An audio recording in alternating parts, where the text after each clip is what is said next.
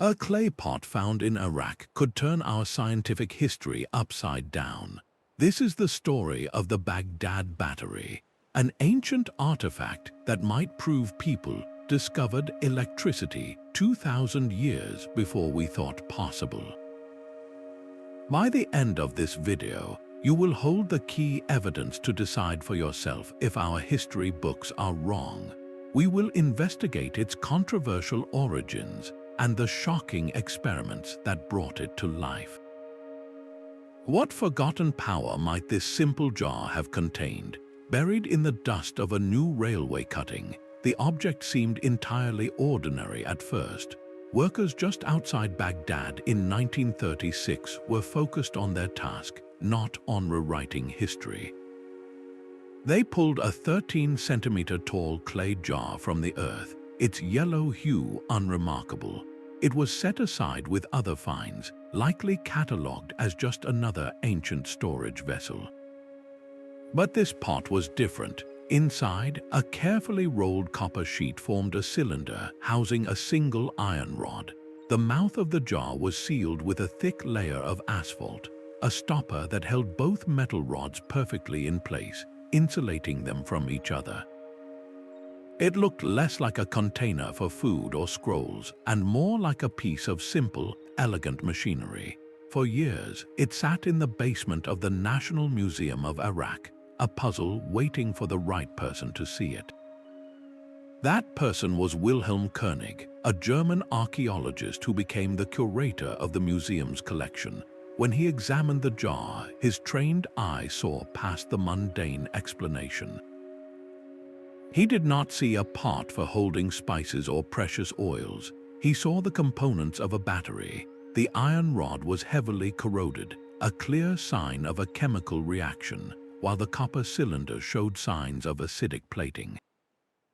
Koenig's radical hypothesis was that this was an ancient galvanic cell, a device for creating electricity. In an instant, a forgotten pot was transformed. It was no longer just a container, it was an anomaly, a silent challenge to our entire timeline of scientific discovery. Koenig's hypothesis rested entirely on the unique construction of this artifact. So let us take it apart piece by piece. The outer shell is a simple terracotta pot about the height of your hand. It is not just any clay jar, however. Its interior is not glazed, which is a crucial detail. This porous, unsealed clay would have allowed a liquid to slowly seep through over time, which explains why any original contents evaporated long ago, leaving only subtle chemical traces. Inside this clay vessel sits a copper cylinder, meticulously formed from a single rolled sheet. This cylinder is not soldered or welded shut. It is just a tube open at both ends. Suspended right down the center of this copper tube is a solid iron rod.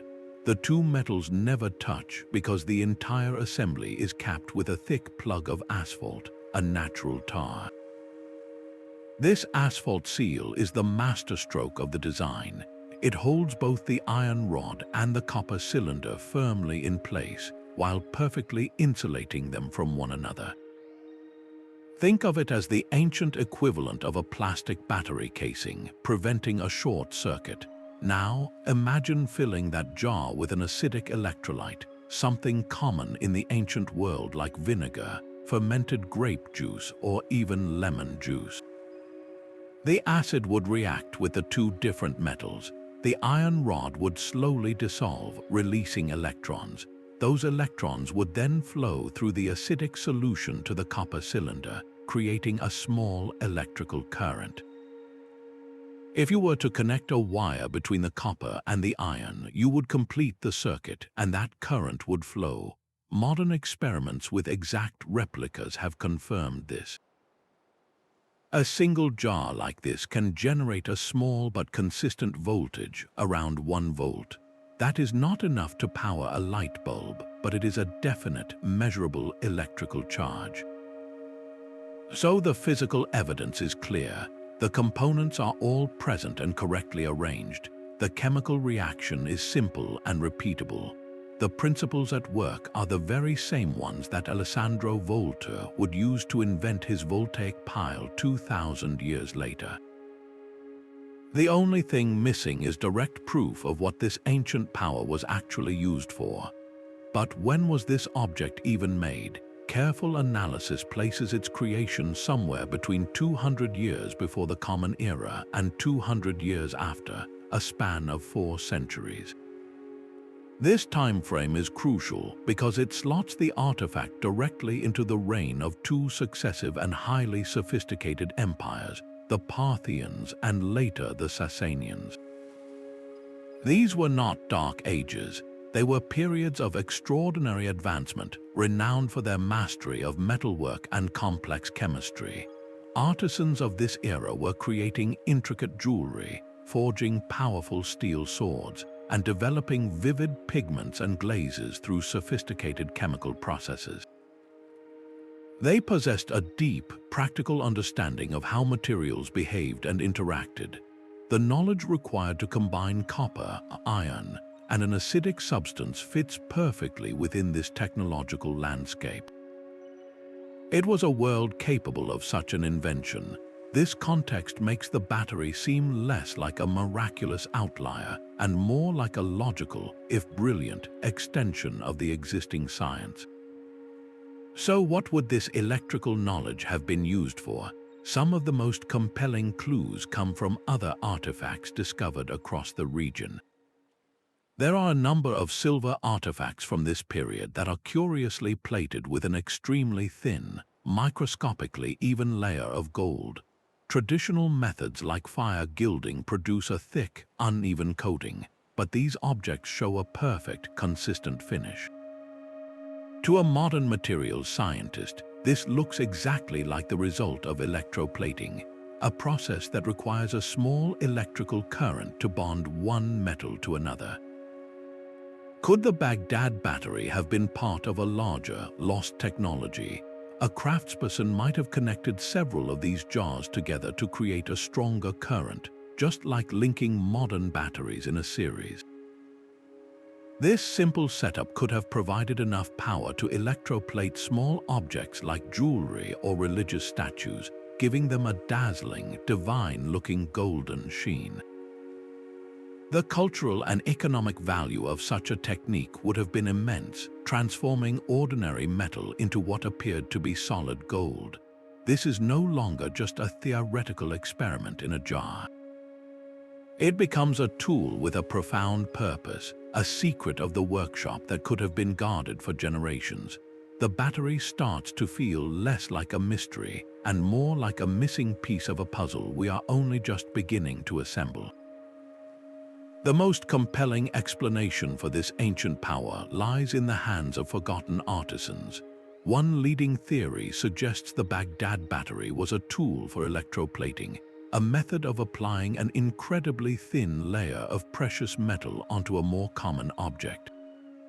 Imagine a silversmith wanting to make a simple copper ring look like it was made of solid gold. With a few of these jars connected together, they could have done exactly that. The process is elegantly simple. You would submerge the object you want to plate into a solution containing dissolved gold particles. Then, you connect that object to the copper terminal of the battery, making it the cathode. You would also place a piece of pure gold into the solution, connected to the iron rod, making it the anode. When the circuit is complete, the electrical current pulls the gold particles from the anode and deposits them, atom by atom, onto the surface of the object at the cathode. The result is not a thick, clumsy coating, but a perfect, microscopically even layer of gold that is bonded to the underlying metal. This is not just a modern guess. Experiments using precise replicas of the Baghdad Battery have successfully deposited a thin, uniform layer of silver or gold onto small objects like coins or statues. The voltage is low, so the process is slow, perhaps taking hours or even days, but it works, and it produces a finish that is strikingly similar to what we see on certain ancient artifacts. Across the region, archaeologists have uncovered silver vases and copper trinkets from the Parthian and Sassanian eras that are coated with a remarkably even, whisper-thin layer of gold. These items defy explanation by any other known ancient gilding technique. Methods like fire gilding, which uses mercury and heat, produce a much thicker and often uneven coating. The artifacts in question show a perfection and consistency that points directly to an electrochemical process. One famous case is a small, gilded silver vase from the ancient city of Ctesiphon. Its golden surface is so flawlessly applied that for decades it baffled experts. If this was indeed the work of an ancient electroplater using batteries, it rewrites the entire history of craftsmanship. It means that certain master artisans did not just work with metals, they commanded an invisible force to transform them. They possessed a secret, almost alchemical knowledge, allowing them to create objects of dazzling beauty that were far more than they appeared. This was not just decoration, it was a technological marvel. Yet this simple current might have served a more intimate purpose, one that reached into the human body itself. Another fascinating possibility is that the Baghdad Battery was an early medical device, a tool for healing and pain relief. In the ancient world, the line between technology and medicine was often blurred, and the sensation of a mild electric shock could have been interpreted as a powerful, even magical, therapeutic force. We have clear records from other cultures like the Greeks and Romans, who prescribed the numbing shock of electric fish for ailments like gout and headaches. Patients would stand on a live torpedo ray to soothe chronic pain, a direct application of electricity long before the term was even coined. It is not a great leap to think that a civilization advanced enough to build a battery might have explored its effects on the human form. Imagine a healer carefully connecting two wires to the jar. One wire might be held by the patient, while the other, perhaps a thin bronze probe, would be gently applied to a specific point on the body. The resulting tingle, a faint buzz of perhaps 1 volt, would not be painful, but it could create a distinct sensation of numbness or localized stimulation. This could have been used to deaden pain around a wound, to soothe aching muscles, or even as part of a spiritual or ritualistic practice, akin to how acupuncture uses needles to manipulate the body's energy flow. The battery offers a controlled, repeatable source of this mysterious energy, far more reliable than trying to catch a specific fish. It transforms from a workshop tool into an instrument of well-being, a secret held by physicians or temple priests. This idea connects the artifact directly to the universal human quest for relief from suffering. It suggests that the pursuit of electricity was not just for adornment or utility, but perhaps for healing, making this ancient power a deeply personal discovery. But perhaps the most profound application of this ancient power was not in the workshop or the clinic, but in the temple. A third compelling hypothesis suggests the Baghdad Battery served a deeply spiritual purpose, used by priests to create awe-inspiring experiences that cemented faith and demonstrated divine favor. In an age where the line between the natural and the supernatural was blurred, a controlled electrical charge would have been indistinguishable from magic. Imagine the scene inside a darkened sanctuary. A priest approaches a revered statue of a god, perhaps one made of metal. He discreetly connects a wire from a hidden bank of these clay jars to the statue. As a worshipper is instructed to touch the idol, they feel a strange, inexplicable vibration or a faint, tingling shock. This would not be seen as a trick of science, but as a direct touch from the deity, a physical manifestation of its power and presence.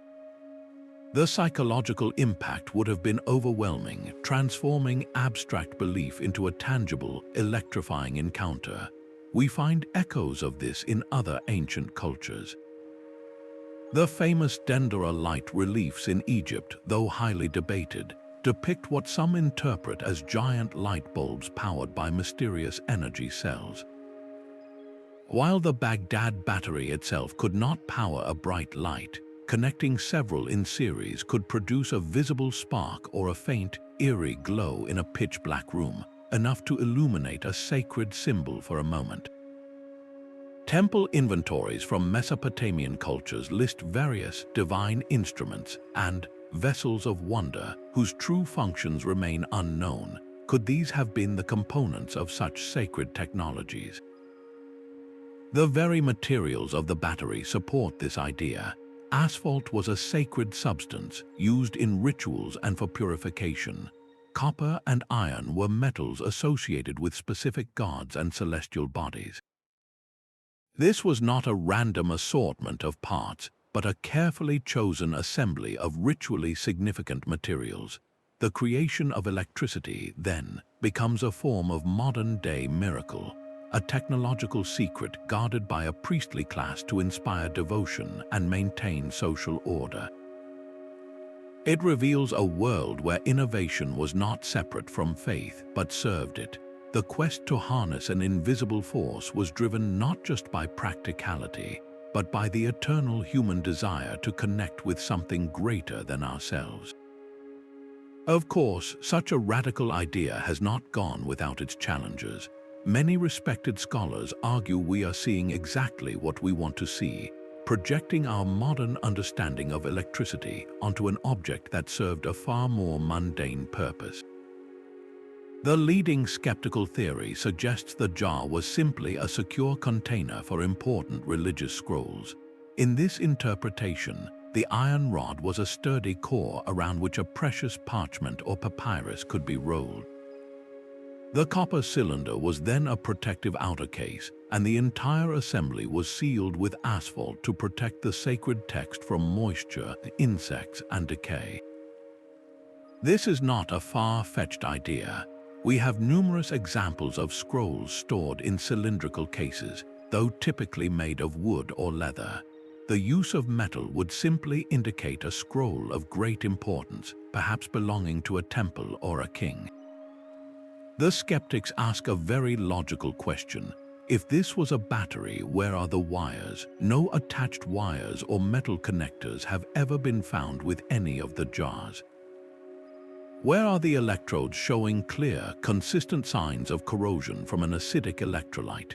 The evidence is sporadic, and most damningly, why have we never found a single ancient text, diagram, or even a vague reference describing such a device or its electrical effects? The silence from the historical record is for many deafening. These critics warn of a common trap in archaeology, a tendency to interpret the past through the lens of the present. It is called the fallacy of projection. We look at an arrangement of copper and iron, and our minds, conditioned by a world of gadgets and power grids, immediately jump to a battery. An ancient craftsperson, however, might have looked at the same components and seen only the perfect materials for preserving holy words for eternity. The absence of any other artifacts found in direct association with the jars that could be electrical devices weakens the case further. Without that definitive context, the battery theory remains in the realm of fascinating speculation, a ghost of a possibility that we can never quite prove or completely dismiss. The ultimate test of this ancient power lies not in theories but in action. To settle the debate, modern scientists and engineers have built countless working replicas of the Baghdad Battery. They follow the original design precisely, using terracotta pots, rolled copper sheets, and iron rods sealed with asphalt. When filled with a simple electrolyte like vinegar or grape juice, these replicas consistently generate a small but measurable electrical current. A single cell typically produces just under 1 volt, but by connecting several jars together in a series, experimenters have achieved voltages of 2 volts or more. This is enough power to make a small light-emitting diode glow faintly or to run a simple digital clock for a short period. The most compelling demonstrations, however, involve electroplating. In one famous experiment, a researcher used a bank of 10 replica batteries to deposit a thin, even layer of silver onto a copper medallion over the course of several hours. The result was a perfect, lustrous plating that mirrored the finish seen on ancient artifacts, proving the method's viability beyond any doubt. These successful tests transform the artifact from an abstract concept into a functional piece of technology. You can watch videos online where the voltage is measured with a modern meter, the needle definitively flickering away from zero. You can see the slow, steady accumulation of metal on an object, a silent and powerful testament to the jar's potential. Yet not every experiment ends in success, and these failures are just as informative. Critics point out that the process is incredibly slow and inefficient. The batteries have a very high internal resistance and produce only a tiny amount of current, making them impractical for any task requiring significant power. Some attempts to electroplate larger objects have resulted in patchy, uneven coatings, suggesting that while possible, the technique would have required an artisan's expert touch and a great deal of patience. Furthermore, the acidic electrolyte would need to be replenished regularly as it became depleted, and the iron rod would eventually corrode completely away. These practical limitations raise a crucial question. If this was a widely used technology, why is the evidence so scarce? The successful replications confirm that the Baghdad Battery could have worked, but the failed attempts highlight the challenges, leaving us to wonder if its use was a rare, specialized secret rather than a common practice. The story of the Baghdad Battery does not exist in a vacuum. Scattered across the ancient world are other curious artifacts that seem to echo its mysterious purpose. In Egypt, within the dark chambers of the Hathor Temple at Dendera, massive stone reliefs depict what many call the Dendera lamps. These carvings show giant, bulb-like objects supported on pillars, with a snake-like wire stretching from them into a box, all held by a priest. To modern eyes, the resemblance to an electrical light system is uncanny. Yet mainstream Egyptology interprets these as symbolic representations of a cosmic snake emerging from a lotus flower, a creation myth. The debate itself highlights the challenge of interpreting the past, where a single image can represent either divine symbolism or a forgotten technology. Further afield, in ancient Mesopotamian sites, several other jars similar to the Baghdad Battery have been discovered. They share the same basic design, a copper cylinder and an iron rod sealed in a pot with asphalt. This suggests the Baghdad find was not a one-off experiment, but potentially part of a known, if rare, craft tradition. Could different cultures have independently stumbled upon the same basic principles of electricity? It is entirely possible. The fundamental components are simple: copper, iron, and acidic fruit juice or vinegar exist everywhere. An observant craftsperson in Egypt, another in Mesopotamia, and a third in the Americas could have each noticed the strange tingle or the metallic taste produced when these common items interacted. What we might be seeing are not fragments of a single, lost global network, but rather isolated sparks of genius, flashes of practical understanding that flickered into existence and then faded, never coalescing into a unified science. These scattered clues, from the carved walls of Dendera to the sealed jars of Mesopotamia, paint a picture of a world where the seeds of electrical knowledge were sown multiple times. They did not grow into the technological forest we have today, but they proved the soil was fertile. The true wonder is not that one civilization discovered electricity, but that the potential for that discovery lay within reach of so many, waiting for the right mind to connect the pieces. The story of this simple clay jar escaped the halls of academia and ignited a fire in the public imagination. Long after its discovery, the Baghdad Battery found a second life, transforming from an archaeological oddity into a powerful symbol of lost ancient wisdom. It first began to capture widespread attention in the late 1960s and 70s, a time when people were questioning established authorities and exploring alternative histories. Authors like Erich von Däniken featured it prominently in books like Chariots of the Gods, presenting it as definitive proof that advanced technology was handed down to ancient civilizations by extraterrestrial visitors. This idea, though dismissed by most scholars, was electrifying. It suggested that our history was far more mysterious and exciting than our textbooks admitted. The battery became a cornerstone of ancient astronaut theory, a tangible piece of evidence that seemed to defy conventional explanation. Soon, it was featured in television documentaries and became a staple of popular science magazines, always presented with a sense of awe and mystery. Its very existence posed a thrilling challenge to the standard narrative of human progress, a linear march from primitive to advanced. Here was an artifact that suggested knowledge could be lost, that dark ages could truly be dark, and that ancient people might have possessed secrets we are only now rediscovering. This narrative resonated deeply with a public fascinated by the idea of forgotten golden ages and hidden truths. The battery was no longer just a pot, it was a key to a more magical past. This cultural footprint has only grown with the internet, where forums and video platforms allow amateur historians and enthusiasts to share their own research and build upon the mystery. Countless hobbyists have built their own working replicas, documenting the process online and adding to the collective evidence.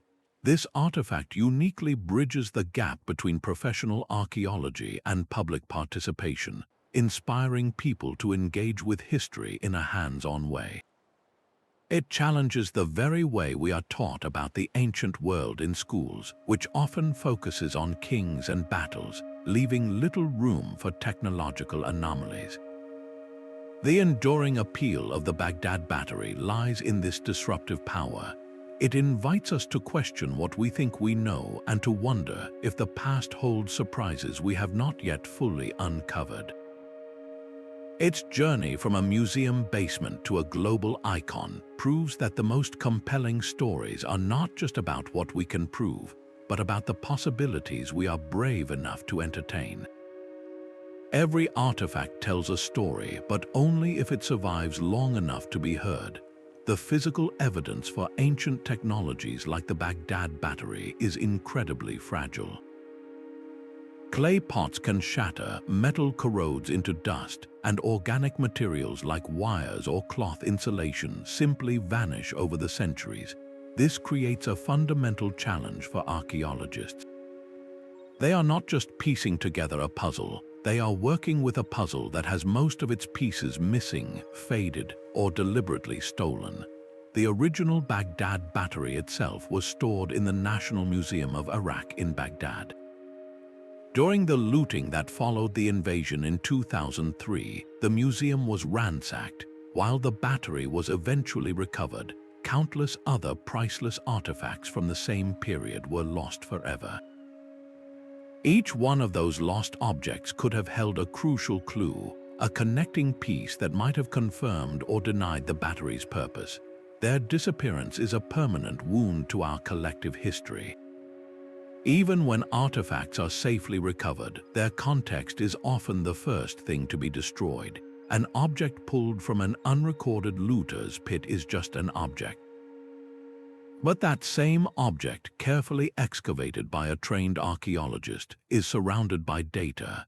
Its exact depth, its position relative to walls or other artifacts, the soil composition around it, these are all vital clues that tell us about its age and its use. A battery found next to metalworking tools and gilded objects tells a very different story than one found in a library or a tomb. Unfortunately, For many of the jars similar to the Baghdad Battery, this precise contextual information was lost almost a century ago, leaving us with a collection of mysterious components and no clear instruction manual. This is where modern technology offers a glimmer of hope. Techniques like high-resolution 3D scanning allow us to create perfect digital replicas of fragile artifacts. We can analyze stress fractures, measure wall thickness, and simulate the flow of liquids inside the jar without ever touching the original. Chemical analysis has also become incredibly sensitive, capable of detecting the faintest traces of ancient electrolytes, like vinegar or wine, that have long since evaporated. These tools help us reconstruct the past with a precision that Wilhelm Koenig could only have dreamed of. Yet they also highlight a sobering truth. For every mystery we solve with new technology, we create a new one, reminding us that our understanding of history is a continuous process of discovery and reinterpretation, built on a foundation that is often as fragile as the artifacts themselves. The science behind this ancient object is the same principle that powers your remote control. A galvanic cell is a simple device that turns chemical energy directly into electricity.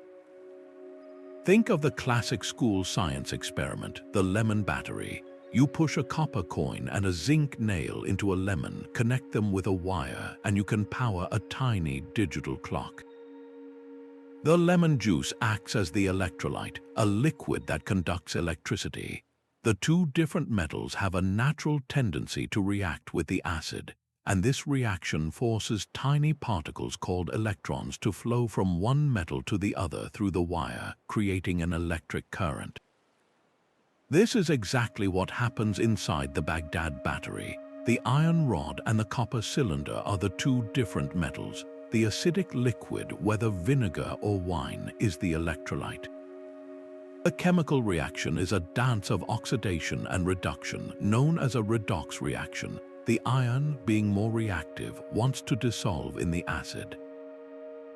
As it does so, it releases electrons. These electrons naturally want to travel to the less reactive copper. If you simply submerge the metals in the jar, the electrons will move randomly through the liquid. But the moment you connect a wire between the copper and the iron, you give those electrons a direct and easy path to travel.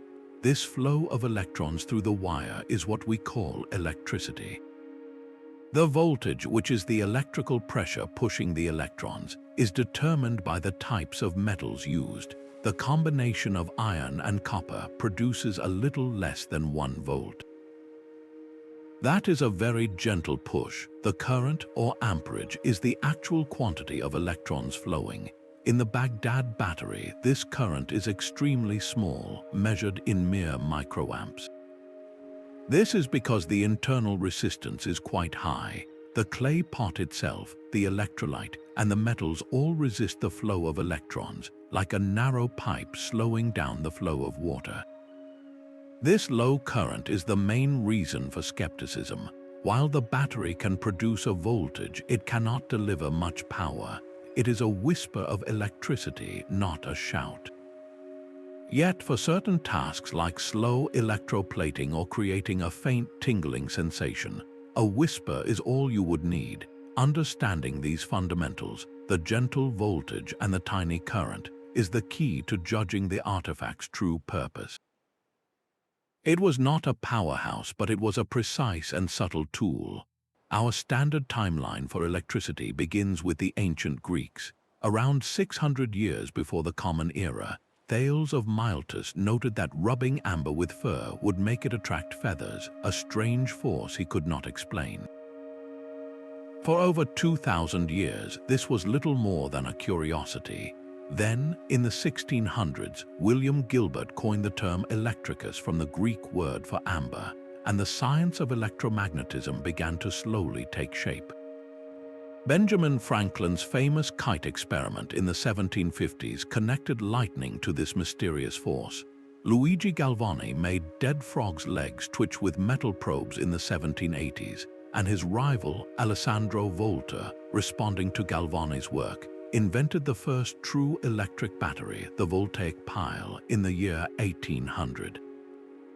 This device, a stack of alternating copper and zinc discs separated by brine-soaked cloth, finally provided a reliable source of continuous current.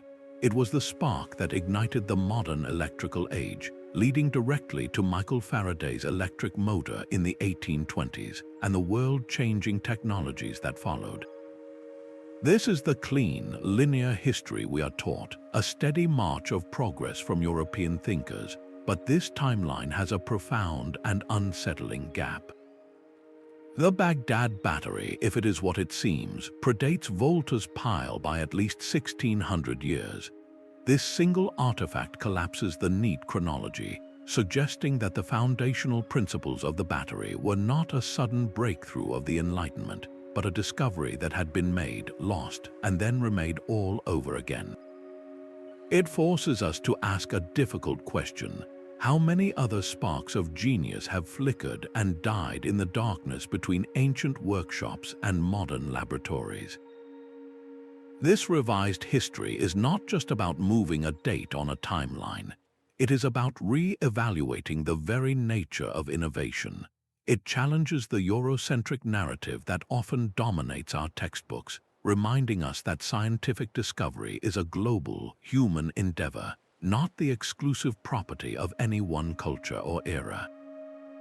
The brilliant metalworkers of the Parthian and Sassanian empires were not merely skilled artisans. They were experimental chemists and engineers. Their potential understanding of galvanic reactions places them as unacknowledged pioneers in a story we thought we knew. Their work, preserved in a simple clay pot, suggests that the path to our electrified world was not a straight line, but a circle, one that may have closed and reopened millennia apart. Separating the sensational myths from the sobering facts is essential to understanding the Baghdad Battery. Wild theories often suggest these jars could have lit up entire cities or powered complex machinery, but the scientific evidence firmly contradicts this. A single cell produces less than 1 volt with a minuscule current, barely enough to create a faint tingle on the tongue or a slow metallic plating over many hours.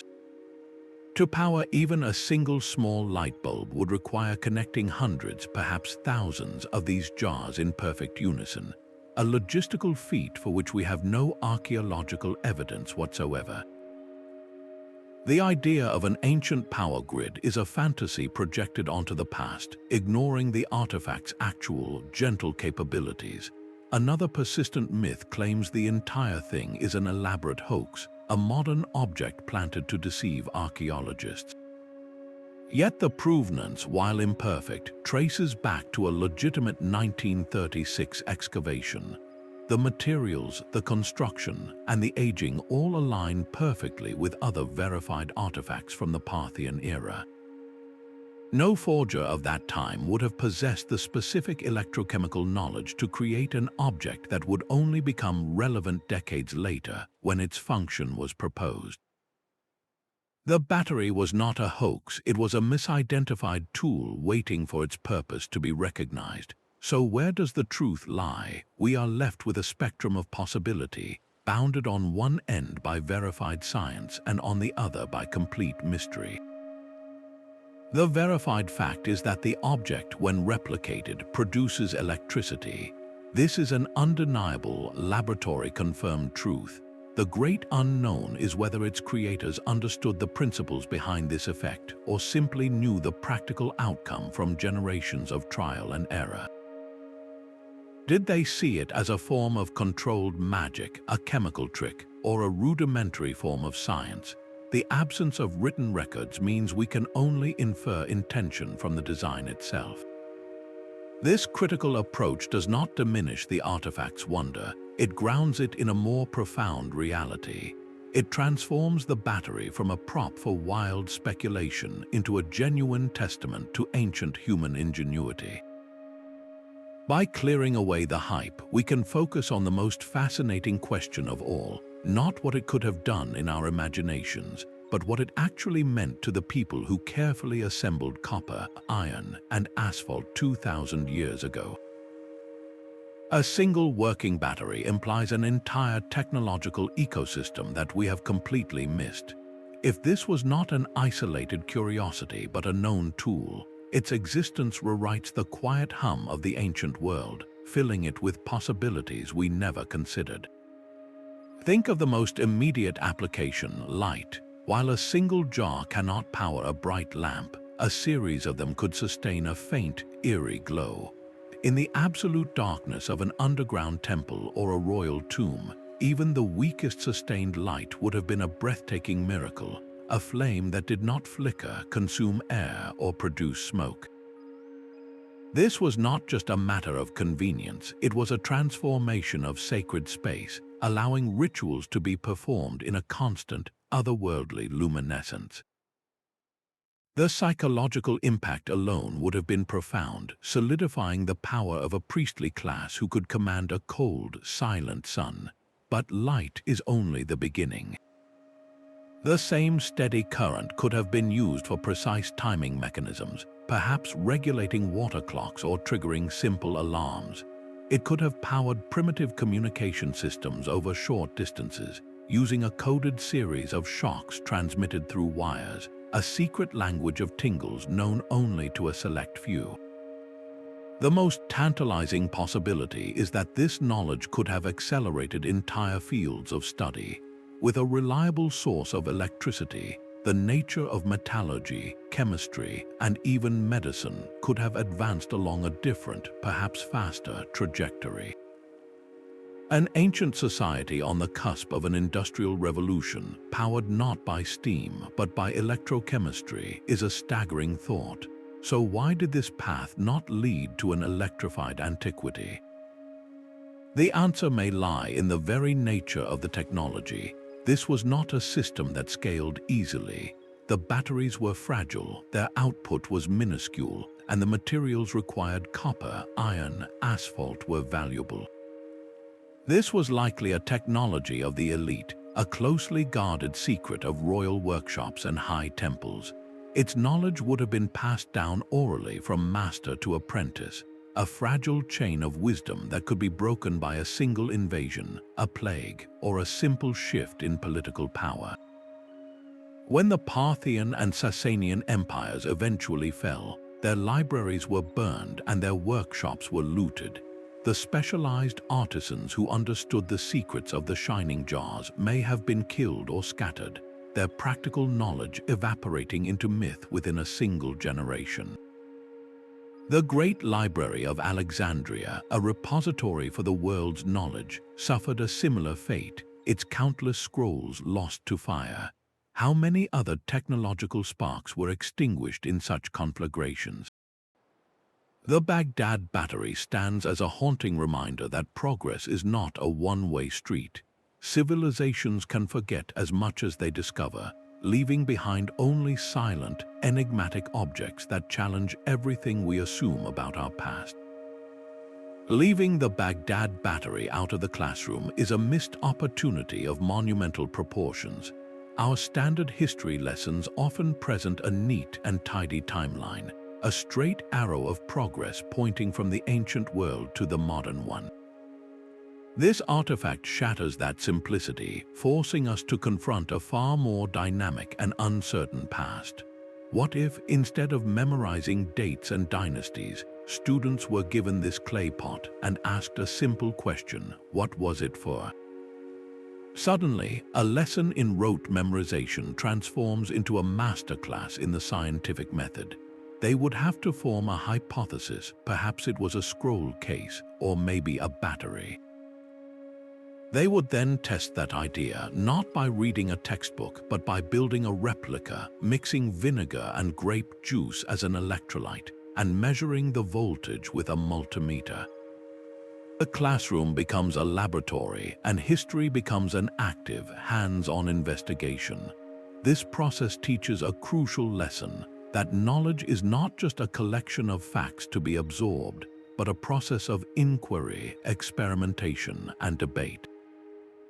When one group argues for the electroplating theory and another makes a compelling case for its use in religious rituals, they are not just learning about ancient history, They are learning how to construct and defend an argument, how to evaluate evidence, and how to live with ambiguity when a definitive answer remains just out of reach.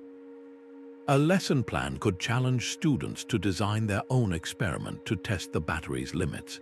How many jars are needed to plate a ring? Could the current truly create a noticeable tingle? These are not abstract questions. They are practical puzzles that connect the ancient world to the principles of chemistry and physics in a tangible, unforgettable way.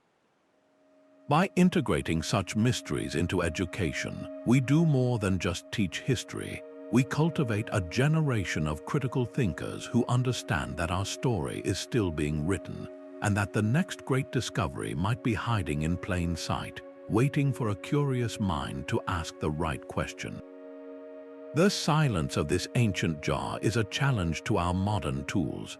While we can prove it functioned, the real mystery remains locked in the details of its construction and the faintest chemical ghosts left behind. The next chapter in this story will be written not with shovels, but with particle accelerators and supercomputers. Researchers are now deploying techniques like X-ray fluorescence spectrometry, which can detect trace elements on the surface of the iron rod and copper cylinder. Even after 2,000 years, these metals might hold an elemental fingerprint of the specific electrolyte used, whether it was vinegar, wine, or something more exotic. Finding that residue would move the debate from possibility to probability, confirming the jar was not just capable of holding an acidic liquid, but that it actually did. Another promising avenue is the search for more examples. Archaeologists are re-excavating old sites with new questions in mind, looking not for grand tombs but for the humble workshops where such devices would have been used. They are sifting through soil with a finer mesh, searching for the tiny, corroded copper wires or connectors that have always been the missing link in the battery theory. Even the asphalt plug itself is a subject of intense study. By analyzing its chemical composition, scientists can trace it to a specific natural tar pit, potentially mapping a trade route for the materials and revealing an organized craft, not just a one-off experiment. The most powerful breakthroughs will likely come from interdisciplinary teams where electrical engineers model current flow through the clay, and materials scientists simulate centuries of corrosion.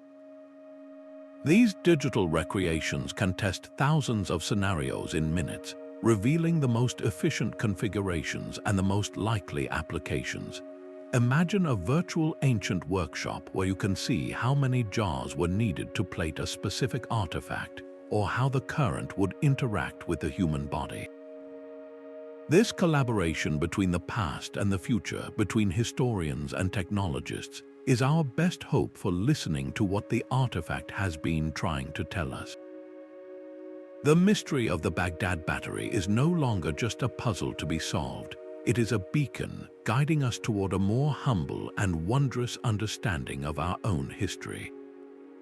This simple clay pot has ignited a firestorm of debate that spans the entire globe.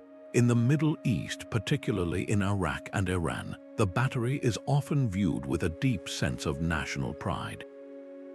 Many scholars there see it not as an anomaly but as a celebrated part of their heritage, a testament to the advanced scientific prowess of the Parthian and Sassanian empires.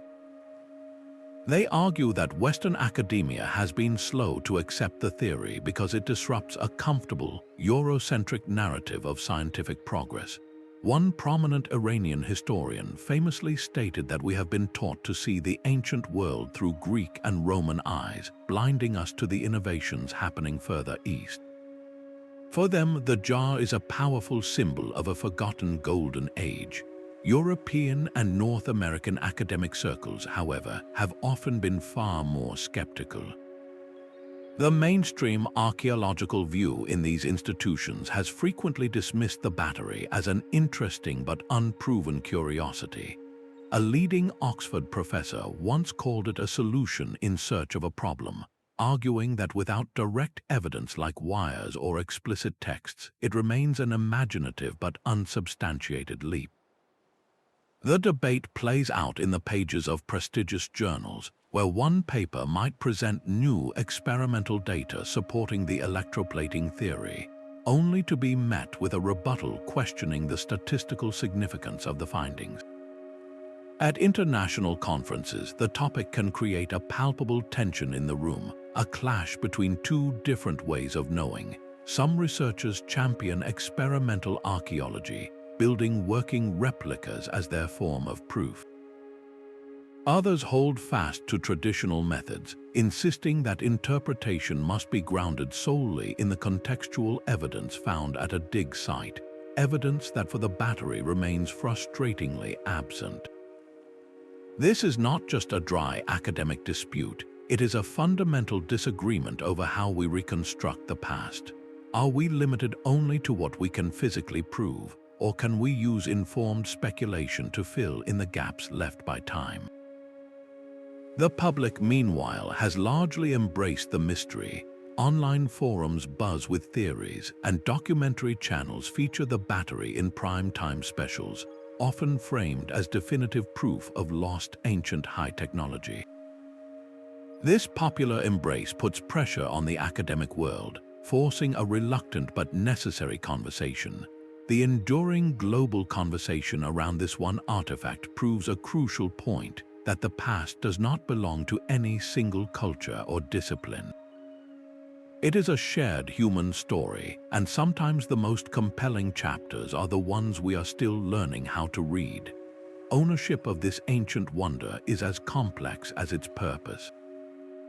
When that clay jar was lifted from Iraqi soil in 1936, it entered a world grappling with the ethics of archaeology itself. Many of the era's most famous discoveries were extracted by foreign expeditions, their treasures shipped overseas to museums in Europe and America, often with little regard for the cultural heritage of the nations they came from. The Baghdad Battery, however, remained in Iraq, becoming part of the National Museum of Iraq's collection. Its story is deeply intertwined with the modern identity of the nation, a tangible link to a sophisticated past that predates even Islam. This connection makes the subsequent looting of the museum in 2003 not just a crime but a profound cultural wound. The battery was recovered, but countless other artifacts vanished into the global black market, their context and history erased forever. Each looted object is a page torn from a book we can never fully read again. This tragedy forced a global conversation about cultural patrimony, the principle that a nation has a primary right to the archaeological treasures found within its borders. Who truly owns the past? Is it the international scholarly community, the modern state whose borders contain the ancient site, or the descendants of the people who created the artifacts? There are no easy answers, but a new ethical framework is emerging. Today, responsible archaeologists work in partnership with local communities, training Iraqi specialists and ensuring that significant finds remain in the country for its people to study and display. This collaborative model recognizes that an artifact is more than an object. It is a source of knowledge, pride, and continuity. The battery is not merely a relic to be analyzed, it is a part of Iraq's living heritage. Respecting this means honoring the indigenous knowledge systems that may have produced it, systems we are still struggling to comprehend. When we protect such artifacts and the stories they hold, we are not just preserving history, we are safeguarding a shared human legacy for every generation to come. That same spark of ancient ingenuity is now charging modern imaginations. The principles behind the Baghdad Battery, using simple, earth-born materials to create energy, are inspiring a new wave of sustainable technology. Researchers are looking at this 2,000-year-old design not as a museum piece, but as a blueprint for low-cost, accessible power. In laboratories focused on green energy, scientists are developing microbial fuel cells that operate on a similar logic, using natural bacteria and organic waste to generate electricity, much like the jar used vinegar and metal. One engineer, Dr. Anya Sharma, who leads a project on biodegradable batteries, explicitly cites the Baghdad Battery as her inspiration. She explains that their goal is to create power sources for remote medical sensors that are made entirely from non-toxic, compostable materials. When the device's job is done, it can simply return to the Earth, leaving no dangerous electronic waste behind. This is not just about reinventing the wheel, it is about learning from a wheel that was perfectly functional millennia ago. The influence even extends into classrooms, where educational kits based on the Baghdad Battery's design are used to teach children the fundamentals of electrochemistry. Students build their own terracotta power cells with lemon juice, copper pennies, and nails, witnessing the birth of a current with their own eyes. This direct, hands-on experience makes a complex scientific principle instantly understandable and deeply memorable. The story of this ancient artifact teaches a crucial lesson for our future, that innovation does not always require rare minerals and complex circuitry. Sometimes the most profound solutions are elegant, simple, and have been waiting in the dust all along, reminding us that the path forward can be illuminated by looking back. The original Baghdad Battery rests today in its homeland, secured within the National Museum of Iraq in Baghdad. Its journey to this display case was far from straightforward, marked by periods of wartime looting and painstaking recovery. For years, the artifact was absent from public view, a silent victim of conflict that threatened to erase it from history altogether. Its return to the museum is a testament to resilience, but its public accessibility can still be intermittent, shaped by the ongoing efforts to preserve and protect Iraq's vast cultural heritage. If you hope to see it, checking the museum's current exhibition schedule is essential, as this fragile clay pot remains one of its most prized and cautiously displayed possessions. For those who cannot travel to Baghdad, the story does not end there. Exact replicas are showcased in museums across the globe, offering a chance to come face to face with this ancient puzzle. The Deutsches Museum in Munich, one of the world's great museums of science and technology, displays a meticulous reconstruction, often presented alongside a working model that demonstrates the generation of a small electrical current. Seeing the artifact, even a copy, changes everything. It is one thing to hear about a 13-centimeter tall clay jar, but it is another entirely to stand before it, to observe the subtle texture of the terracotta, the green patina on the copper cylinder, and the dark, solid plug of asphalt. This direct encounter transforms an abstract concept into a physical reality, making the leap of imagination across 2 millennia feel startlingly short. Why does this physical connection matter so much? Because it bridges the gap between academic theory and personal wonder. A child pressing their nose against the glass is not just looking at an old pot, they are looking at a question. They are witnessing a mystery that challenges the simple stories in their textbooks, sparking a curiosity that no paragraph of text could ever ignite. This is the profound power of museum displays. They democratize discovery. They place the evidence directly before us, inviting everyone to become an investigator, to form their own conclusions about a past that is far more dynamic and uncertain than we often assume. The glow of the television screen brought the Baghdad Battery into millions of living rooms, but the story it told was often reshaped for drama. Popular documentary series in the 1990s and 2000s presented the artifact with dramatic music and ominous narration, framing it as definitive proof of impossible ancient technology. These programs frequently paired it with speculative theories about Egyptian light bulbs or alien intervention, creating a compelling but misleading narrative. They would show a working replica powering a small light, but often omitted the crucial detail that it took dozens of jars to achieve that faint glow, a scale for which we have no archaeological evidence. This sensational approach prioritized mystery over measurable science, leaving viewers with a sense of awe but a distorted understanding of the artifact's true, subtle capabilities.